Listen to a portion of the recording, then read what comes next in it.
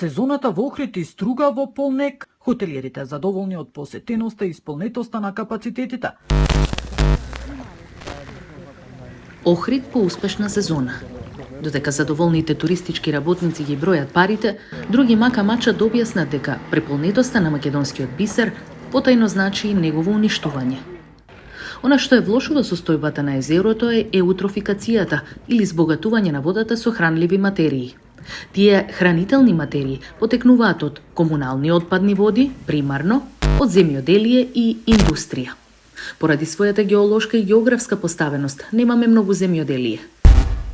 Економската состојба, особено во индустријата во последниве 30 години, е значително намалена, така што и внесот на индустриските отпадни води е намален. Но од друга страна, имаме многократно зголемување на количината на отпадни води, кои се вливаат од комунално потекло.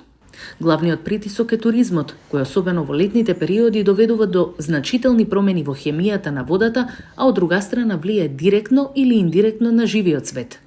Еден од таквите примери е една зелена алга која се вика кладофора, која во колку идете летно време во Охрид, буквално камењата ви се прекриени, масовно прекриени со таа зелена алга.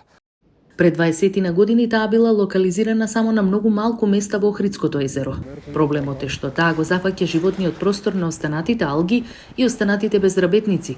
Одредени, кажеме, научни сознанија, модели што ги правиме, укажуваат на тоа дека во Охридското езеро за 30 години, 30 на години од сега, ќе се појави анаеробија, што значи недостаток на кислород во водата.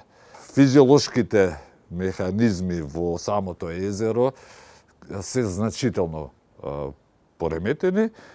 Состојбата навистина драматична. Значи, не алармантно беше пред 5-10 години, сега веќе навистина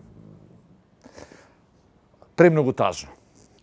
Охридското езеро има среќа, бидејќи поради бројните извори, со сите овие деградирања, успева да направи просек во извештаите на Центарот за јавно здравје, како вода во која е дозволено капење. Сепак, јасно се наведени загадувачите. Приватните куќи кои се наоѓаат на крайбрежјето на Охридското езеро, хотелските комплекси кои што се наоѓаат во иста линија, како и многобројните шанкови поставени на самите плажи, се водат како потенцијални загадувачи на водата од езерото. Но комуналното загадување не влијае само на флората и фауната во езерото. Во хидробиолошкиот завод во Охрид редовни се мерењата за квалитетот на водата. Микроорганизмите, бактериите се многу ситни, не се гледаат со голо око и ние навиду можеме да видиме дека водата е бистра, дека нема ништо. Но за жал, кога ќе се направат испитувања, се добиваат поинакви резултати.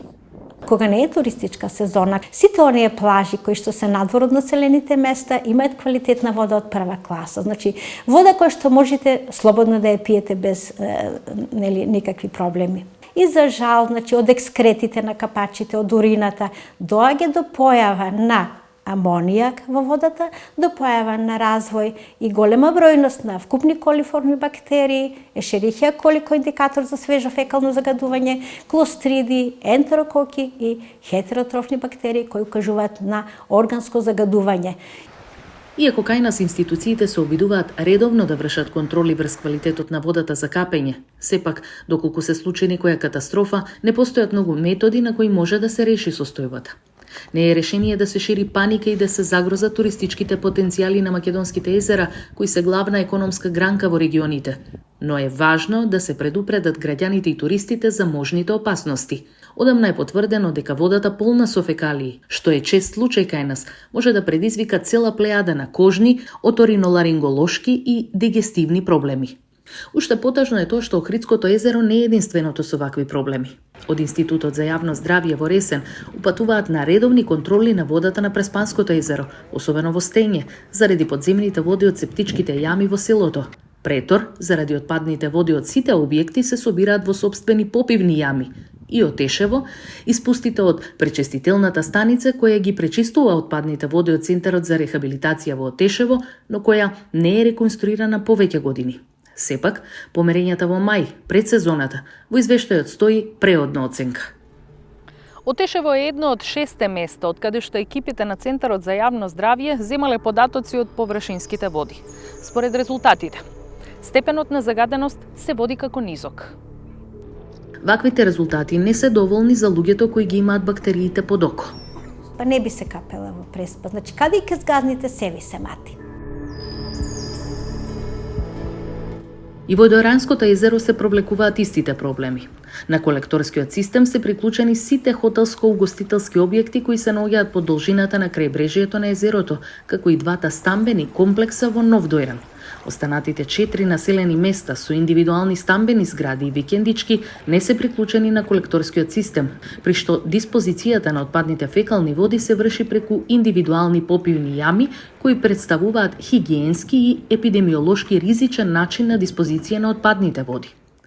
Но кога станува збор за микробиолошките параметри, во сите мерни места, водата во Дојранското езеро се оценува како одлична.